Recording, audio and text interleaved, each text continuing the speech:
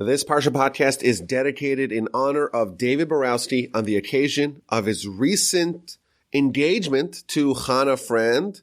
On behalf of the entire Parsha Podcast family, we wish them a hearty Mazal Tov. May they build a beautiful home together. May they have endless blessing and stellar health and happiness and harmony and prosperity and all manner of goodness. Now, I have some great news to share with the audience. Please God, like I mentioned last week, I look forward to sending the inaugural edition of my email newsletter. Please God, this week there are some really juicy stuff that I have planned. We're going to have a Dvar Torah cold from the Parsha Podcast, a link to an extra audio idea or two, some other stuff that I am contractually unable to reveal. If you want to join, rabbiwolbe.com/newsletter, or you can email me, rabbiwolbe@gmail.com.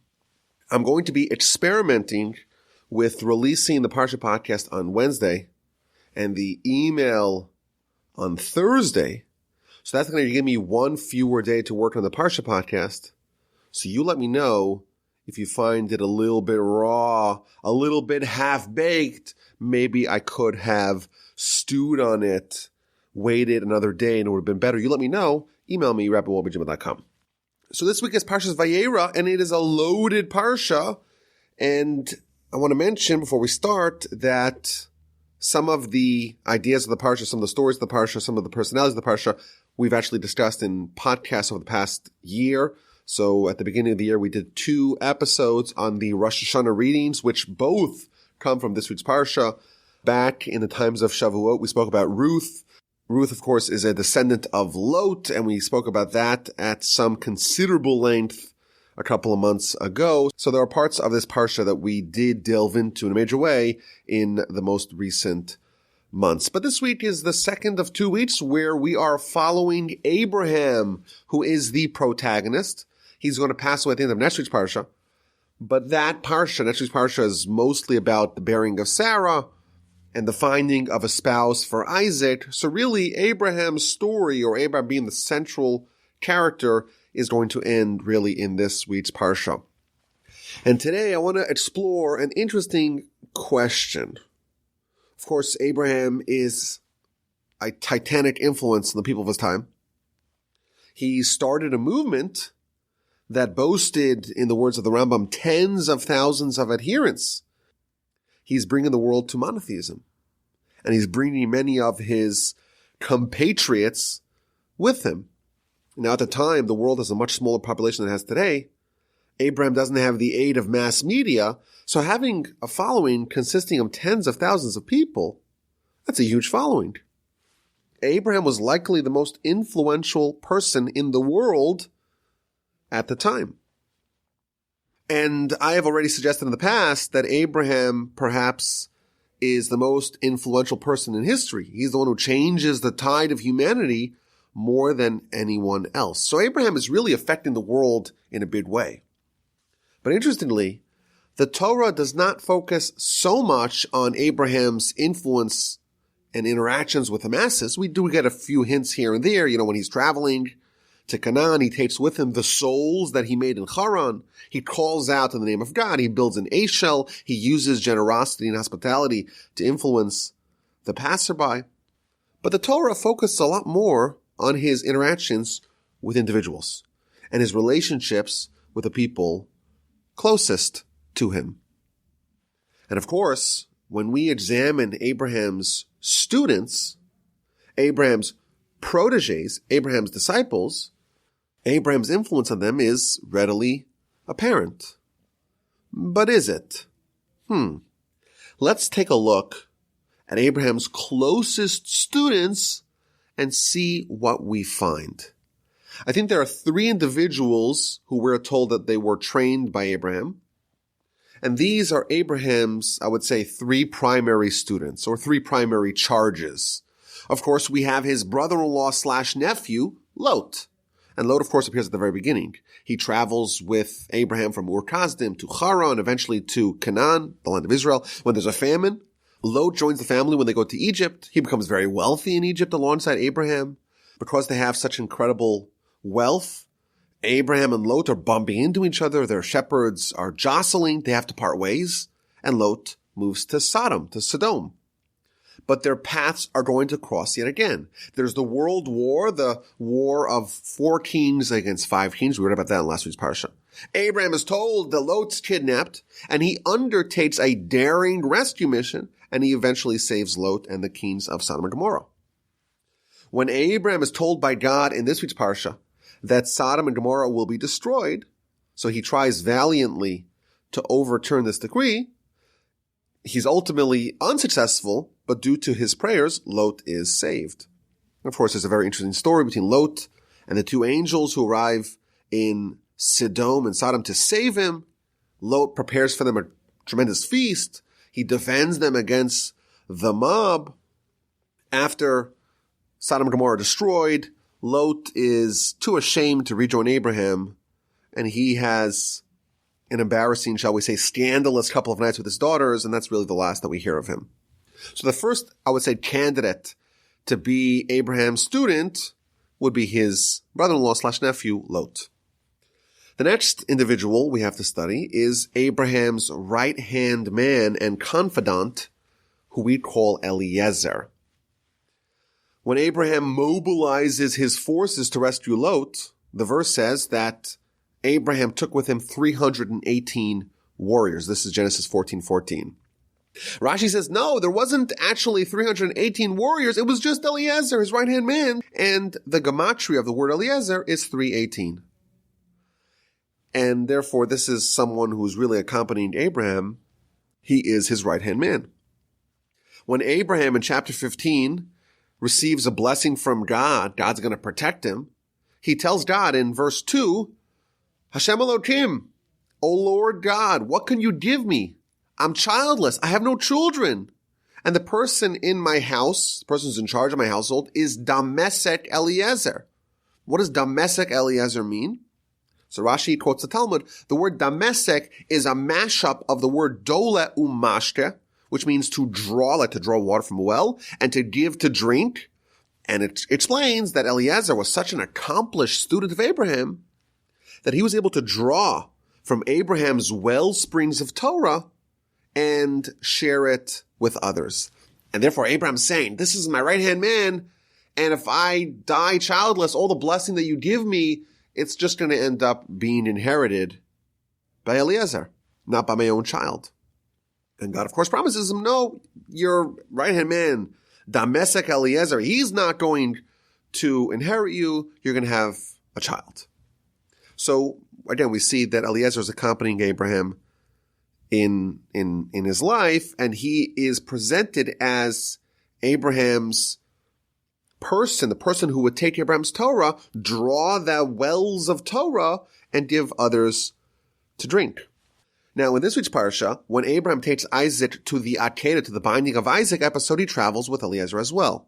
In next week's Parsha, Eliezer is featured prominently when Abraham instructs him to go seek a wife for Isaac. So he travels to Abraham's hometown with 10 laden camels, and he makes the test. Of course, we'll read about this next week. He makes the test for Rebekah. He says, I want to find a good, worthy spouse for Isaac, someone who really exhibits the kindness of Abraham, someone who's worthy to join this empire of kindness. I'm going to ask the girl for some water, and I'm not going to tell her that I want water for the camels as well. And the one that offers water to the camels without being prompted, that's someone that really understands what kindness is all about, and that's someone that is worthy to be Abraham's daughter-in-law and Isaac's spouse. So Eliezer makes that test, and he finds, of course, Rebekah, and he has to finalize the deal with Rebekah. They're negotiating in bad faith. Initially, they agree, and then they say maybe no. They have some cold feet. They change their mind. And ultimately, he succeeds in bringing her back to Isaac. So Eliezer is someone who clearly is a great candidate to be someone who is a student of Abraham, but who was molded and crafted by Abraham and embodies what a true disciple and protege of Abraham looks like.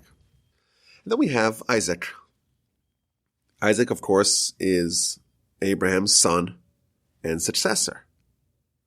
And what's really interesting about Abraham's three primary disciples is that while Lot and Eliezer both seem to exhibit Abraham's influence, with regards to Isaac, that influence is conspicuously missing. Isaac does not seem to behave in a way that portrays, that manifests the fact that he's a student, he is a pupil, he's a protege of Abraham. Lot behaves very much like Abraham. Read a story in this Parsha. He's behaving with exemplary, superlative, Abrahamic levels of kindness. The angels come, they're masquerading as travelers, and he goes over the top with his kindness. He's even willing to endanger himself and his family for the sake of his guests. In Sodom, Lot is displaying kindness and warmth and faith, really, that apparently is emblematic or is similar to what he picked up from Abraham. You could even make an argument, and I heard this particular argument from my grandfather, blessed memory, that the reason why Lot moved to Sodom was to be an influence on them. Like Abraham, he was trying to imbue the sinners and the pagans with faith. Perhaps he viewed himself as Abraham's emissary, Abraham's representative, in Sodom. So clearly, Lot was heavily influenced by Abraham. What about Eliezer? Eliezer, Abraham's confidant, Abraham trusts him completely. He travels to scout out a spouse for Isaac, and he's able to suss out the potential candidates with great skill. When he sees that Rebekah offers the water to the camels, of course this is again like we said in next week's Parsha, she exhibits the requisite kindness to join Abraham's family. Eliezer also distinguishes himself and acts as a true student of Abraham when dealing with Rebekah's family. And again, he's described as Dolo Mashke. He draws Abraham's Torah and teaches it. He clearly, like Lot, put in his hours as a pupil of Abraham and absorbed Abraham's teachings. But what about Isaac? We don't seem to see how Abraham influenced his own son Isaac. It's really hard to see Abraham's fingerprints, if you will, on Isaac. In fact, quite the contrary. They seem to be spiritually mismatched. Abraham is forever associated with unbridled kindness. Chesed l'Avraham. Isaac is the polar opposite. His enduring attribute is that of strict judgment. Yet Isaac is the heir. He's the successor of Abraham. When Eliezer accompanies Abraham and Isaac to the binding story in this week's Parsha, Abraham tells Eliezer, "You stay here with the donkey." And the Midrash tells us that when they arrived at the mountain, when they arrived at Mount Moriah, Abraham asked the question, "What do you see? Do you see what I see?" He saw a cloud hovering over the mountain, similar to the cloud of Sinai. The mountain of Mount Moriah had the presence of God over there. But he asked the people that were traveling with him, "Do you see it?" And Isaac says yes. And Ishmael and Eliezer, they say no. And Abraham says to them, "Okay, you stay here with the donkey.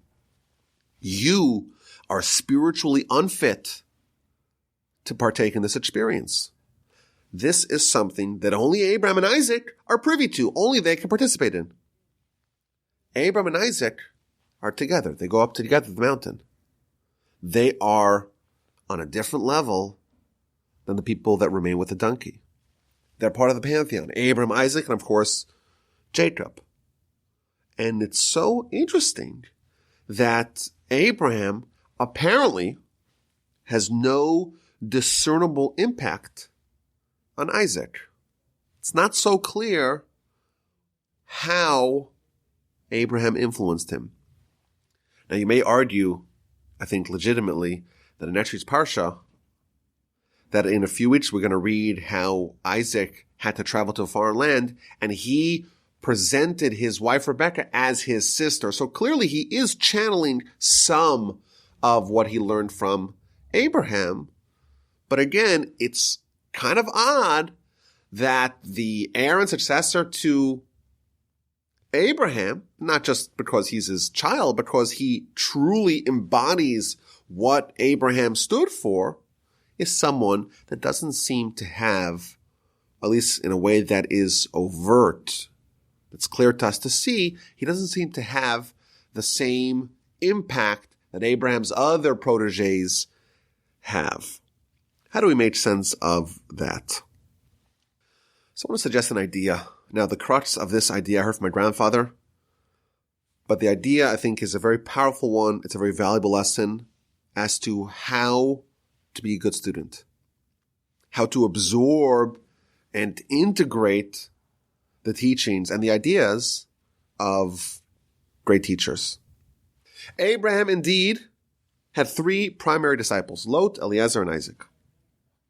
But these three disciples are three different kinds of students. Each one absorbed Abraham's teachings in their own unique way and in a different way. Let's start with Lot. It may seem that Lot was the greatest student of Abraham. The over-the-top kindness that he has with the angels in Sodom seems to be a mirror image of Abraham's behavior with those same angels earlier. Parsha begins, Abraham is running around doing crazy kindness with the angels, and a few verses later, Lot's doing the same thing. He's behaving with superlative kindness to the same angels. You read the stories, it's almost identical how Abraham and Lot are treating these angels. But here's the critical point, and I think we might have mentioned it in the other podcast. When the cities of Sodom and Gomorrah are going to be destroyed, verse 29 of chapter 19, we read how Lot is saved. And the verse says that when God was destroying these cities, he remembered Abraham. And he sent Lot from amidst the upheaval of the city. So the question that Rashi asks is, why is God remembering Abraham to save Lot? And Rashi says something astonishing. Make sure you're sitting down in a chair before you hear this one. Asks Rashi, why is God remembering Abraham to save Lot? Says Rashi, God is remembering that Lot, Abraham's brother-in-law/nephew, he knew that Sarah was the wife of Abraham. And when they go down to Egypt together, and the people are interrogating Abraham and Sarah, who is this woman? How do you know her? What's your relationship? Are you married? And Abraham says, no, she's my sister. Lot could have blown this all up. Lot could have revealed the truth. And he kept quiet. He didn't implicate Abraham. He had mercy on Abraham. And therefore, God says, you have mercy on Abraham, I'll have mercy on you. God remembers Abraham, i.e. the episode of Lot's mercy on Abraham, and therefore he has mercy on Lot and he saves him from the city. Isn't this interesting?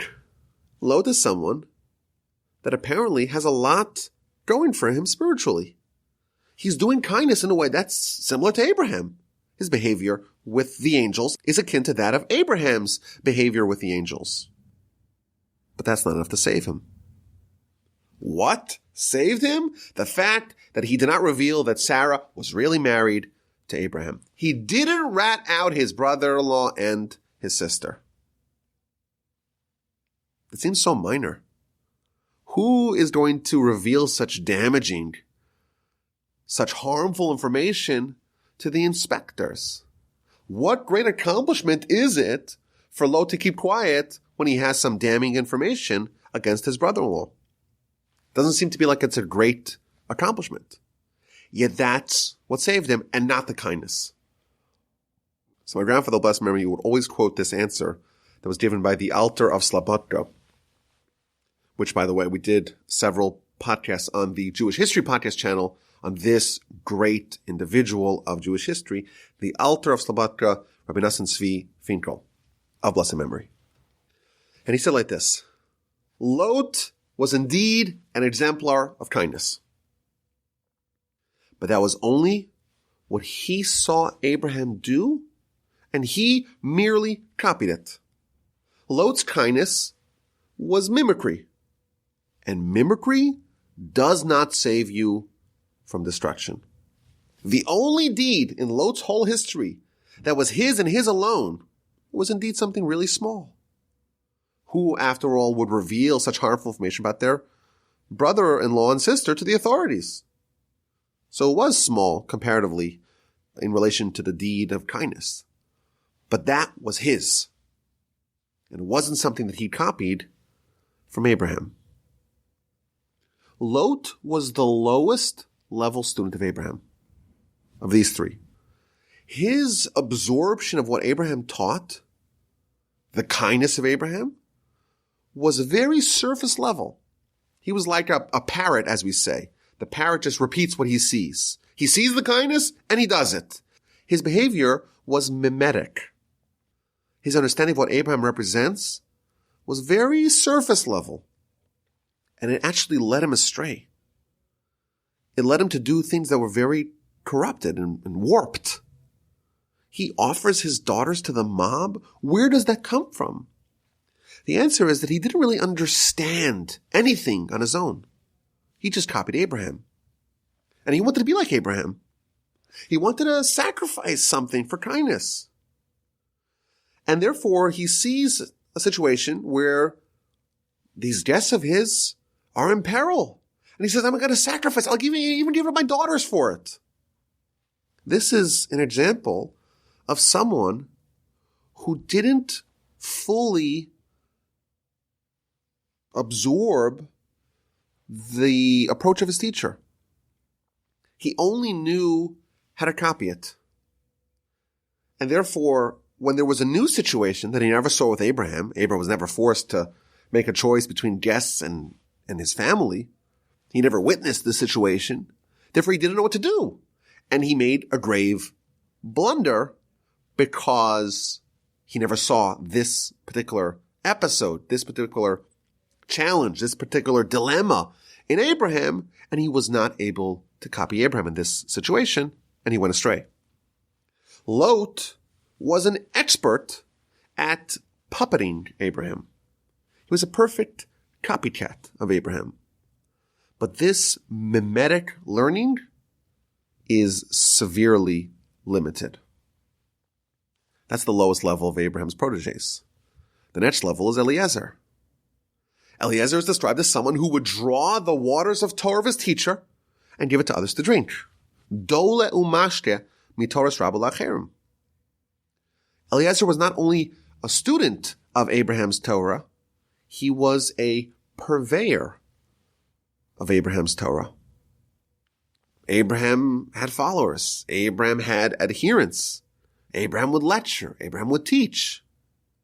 Abraham called out in the name of God. And his teacher's assistant, if you will, is Eliezer.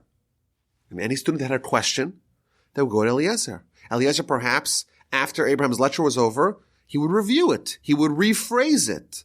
He would explain it in a way that everyone understood. Unlike Lot's understanding, which was hollow, maybe he could repeat it verbatim. Maybe he could perfectly copy Abraham, but it was empty. In the words of the Talmud, there is something called an action of an ape. Monkey see, monkey do.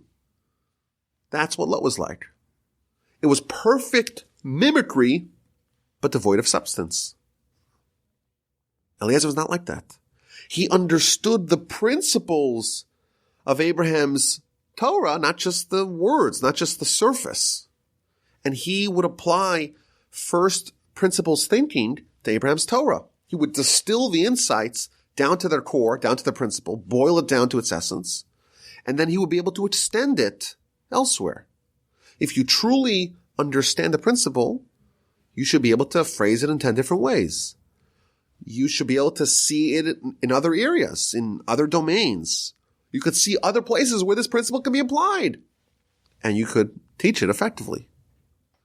Eliezer's grasp of Abraham and Abraham's Torah was so complete that he was the one who Abraham made in charge of teaching others. And he was the one that Abraham trusted with a sacred mission of finding Isaac a wife. He gets to the well, and what does he do? He's able to devise a test to determine if the prospective spouse indeed had Abrahamic kindness. Eliezer had such a keen understanding of Abraham that he knew precisely how to identify that characteristic, that gene, so to speak, in others. And he was able to craft the perfect test to determine if the candidate is indeed suitable. That's Eliezer, this next level of protege. He drew from the wells of Abraham's Torah and gave it to others, extended it further. But even Eliezer was not the ultimate protege. Isaac is the highest level of a student. Isaac was Abraham's spiritual successor, spiritual heir, in addition to being his child. And it seems that Isaac's lack of manifestation of Abraham's character is a feature, not a bug. Lot is mimicking Abraham's Torah. Eliezer, he's truly understanding it and applying it, extending it outwardly. Isaac is seamlessly integrating Abraham's Torah within him. The highest level of being a student, the highest level of being a protege, is to absorb and digest the principles and layer it in to who you are in your own uniqueness. It's to take the inputs and marry it, fuse it with your inborn uniqueness to create something new. The ultimate student is not someone that's trying to recreate their teacher, but to create the best version of themselves with the teachings of their teacher. Abraham is forever associated with kindness. Isaac is associated with the absolute opposite attribute, namely that of strict judgment. Isaac was different than Abraham. He had a different role to play. He took what he absorbed from Abraham and assimilated it into himself while retaining his unique God-given identity. There's an axiom from one of the great Hasidic masters, Rabbi Aaron of Karlin. And he used to say, "Master of the world, what do I want? To be like Abraham?" There already was an Abraham. But to be the best Aaron Karliner that ever could possibly exist, to be the best version of myself, that is what I want. Because that has never existed yet. Isaac could have mimicked Abraham like Lot. He could have been someone who discarded their own identity and says, "I'm just going to be a copycat. I'm just going to mimic Abraham." That's a very low level. Even Eliezer is a low level. Isaac could have been like Eliezer. He could have been the best teacher of Abraham's Torah, like Eliezer. But he was a greater student than both of them. He was Abraham's ultimate protege because he went that last mile. And he took Abraham's teachings and used it to make the best Isaac that was possible. I think this is a very valuable lesson. When we absorb, maybe there's 3 different stages. Maybe the first stage is what we could call maybe Lotian mimicry. Like Lot, we just copy. And hopefully we start absorbing. A much higher level is the Eliezerian true understanding. When we really get it, it really resonates, and we start to apply it elsewhere. But the highest level is the Isaacian integration and assimilation, and that is when your own unique identity is still present, but you have integrated and you've absorbed and you've assimilated within you the teachings of your master, but you've made it your own. And now you could exhibit it in your own fashion not just as a representative or purveyor of your master. Very powerful and insightful teaching. And as always, my email address is rabbi@gmail.com. I want to say that before we start this week's version of A&Q. Okay, so let's again reiterate what A&Q is. We have some new listeners, I'm sure. A&Q, answers and questions. There's questions and answers where the audience asks me a question. And if you have a question, you could shoot me an email, rabbi@gmail.com. But on the Parsha Podcast, we like something else. We like answers and questions. Namely, I give you a question, and let's see what you got. Let's see what answers you could come up with to this week's Parsha question. So this week's Parsha question is about the binding of Isaac. Chapter 22. One of the most vivid, interesting, perplexing, if you will, stories in the entire Torah.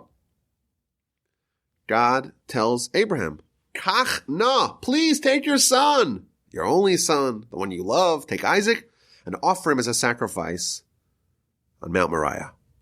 Travels for 3 days, and we know the story. Ultimately, Isaac is spared. But God tells Abraham, now I know you've passed this final test. Now I know that you truly fear God. So we know, based upon the Mishnah, that this is one of the 10 tests of Abraham. According to most opinions, it is the final one of the 10 tests of Abraham. So here's Rashi in verse 2 of chapter 22. So chapter 22, 2 and verse 2. Please take your son. And Rashi's question is, why is God pleading with Abraham to take a son? Give him an instruction. Take your son and go offer him as a sacrifice. Why please? So Rashi, based upon the Talmud in Sanhedrin, page 89, Rashi says, please, i.e. God saying to Abraham, please succeed in this test, so that people will not say the first ones, i.e. the first 9 tests, had no substance. Again, this is based upon the Talmud. The Talmud says that this is akin to a human king who had many wars. And he had a great warrior who won every war, a great general, won every war. And sometime later, there was this tremendous war, tremendous enemy, tremendous battle. And the king tells the warrior, tells the general, win this war. So that people will not say the previous wars, the previous victories were nothing, had no substance. So too, they might tell us, Abraham, I tested you so many tests. I told you to go to Israel. I told you to send away Ishmael. I had your wife kidnapped. Nimrod threw you into the fiery furnace, and you triumphed in all of them. But please, please, please succeed in this one. Why? Because if you don't, everyone's going to say that the first ones had no substance. And here's the question. Why? What would have happened if Abraham failed in this test? Apparently, there's an argument to say that he has nothing. Isn't a 90% still a very good scorecard? Now, I wouldn't really know what that feels like, but I'd imagine if someone scores 90% out of 100, it's still pretty good. Why would it be considered negligible if Abraham failed his last test? If you have an answer to this question, send me an email, rabbi@gmail.com. Okay, let's talk about last week's question. And I think it was a really hard question. The question is, why was Abraham's first foray into the land of Israel specifically to the city of Shechem? And we mentioned that Jacob, when he ascended to Israel from spending 22 years with Laban, now he's got a big family, the first city that he goes to is also Shechem. And then Joshua, leading the nation after the death of Moses, when he crosses over the Jordan, enters the land, the first day he spends in the land of Israel, goes to Shechem and goes to Mount Gerizim, Mount Ebal, and has the very important event where half the nation goes into one mountain, half the nation goes to another mountain, the Levites are in the middle, and they have the blessings and the curses. Why, specifically, is the city of Shechem the first place we go to in the land of Israel? Now, of course, the subtext of this question is that different places have different spiritual energies. Of course, this should be obvious. Much of the Torah is obsessed with the land of Israel, with the land of Canaan. Moses is so intensely craving to enter the land. So maybe we could reframe this question as, what is the spiritual energy of the city of Shechem? I think it's a very hard question. And the city of Shechem is going to appear many times in the book of Genesis, and maybe we will encounter some other ideas over the next couple of weeks as we read more about the stories of this city. But I did get fewer answers this week than previous weeks, and that was expected. But what I really liked is the process, so to speak, of people researching the question, researching the subject, and trying to assemble all the little bits of information that we know about this city. So a bunch of people pointed out that the city of Shechem, the word Shechem, is Hebrew for shoulder. Maybe that's a clue. 3 different people described Shechem using the identical word crossroads. I thought that was a very astute observation. It's been mentioned that Shechem, the city of Shechem, has deep associations with Joseph. It's the place from where Joseph is sold. It's where Joseph is buried. Jacob apportions the city of Shechem to belong to Joseph in Genesis 48:22. In this city, Dinah was raped, and then Shimon and Levi, her brothers, ravaged the whole city in retaliation. There's a lot of stuff going on in this city. Now we know that Joseph actually married the daughter of Dinah that she conceived with Shechem. The city, which by the way is a little confusing because the person Shechem and the city Shechem are different things. So Dinah is raped by an individual named Shechem in the city of Shechem. So that's a little confusing, just put that out there. This city also hosts the blessings and the curses on these 2 mountains in this city. And in addition, Shechem is designated as a city of refuge where accidental murderers would have to flee. So I want to suggest the following. Kind of taking together all that we know about the city, what's the common unifying theme? Shechem is the city of blessings and curses. Shechem is a mixture. It's the ultimate mixture of good and bad. It's got both Mount Gerizim and Mount Abel. Now we could say that Joseph perhaps symbolizes the blessing and the curse. He's someone who brings blessing to Egypt. Egypt, it's a city, it's a place that's full of curse. It's full of forces that are antithetical to what the Jewish family represents. And Joseph is able to kind of have a beacon of holiness that's able to penetrate all the darkness. He's able to extract the good or portray the good amidst the bad. The brothers of Dinah, what do? They avenge their sister. That act is the manifestation of good and bad. On one hand, it's very good. They display courage and they display brotherhood and they display kinship and love of family. On the other hand, Jacob tells them that you've acted like Esav. There's blessing and curse in their behavior. A city of refuge. An accidental murderer kills someone accidentally. He goes to the city of refuge. What is that? So Talmud tells us that that is both a blessing and a curse. It's a blessing because it gives you refuge. If you're outside of the city, you're vulnerable to the avenger. But it's also a curse. It's also punishment because you have to remain there. You're punished that you cannot go elsewhere. Your mobility is limited. Maybe we could suggest that no city in the land exhibits as much of a mixture of blessing and curse as the city of Shechem. And therefore, perhaps we could say, the first thing that you have to do is you have to separate the good and the bad. The biggest challenge that we have is that the good and the bad, ever since the sin of Adam, where he consumes from the tree of knowledge good and bad, now, or thenceforth, good and bad are mixed.